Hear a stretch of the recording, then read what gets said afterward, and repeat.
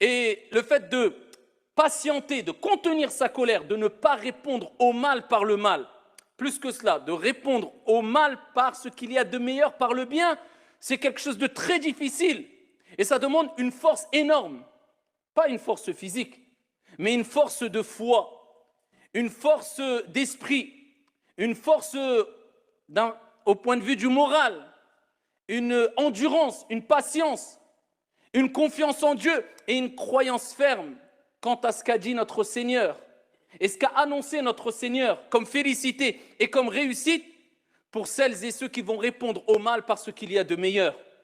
Le fort, c'est celui-là, c'est celui qui contient sa colère. C'est pour ça que le prophète sallallahu alayhi wa sallam nous dit dans le hadith rapporté par Ibn Hibban bisanadin Hassan avec une bonne chaîne de transmission, il dit un hadith magnifique. Il dit Laysa ash-shadidu man ghalab. Le fort n'est pas celui qui va prendre le dessus.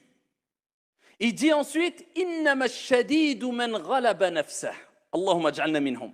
Il dit celui qui est vraiment fort, c'est celui qui prend le dessus sur son âme.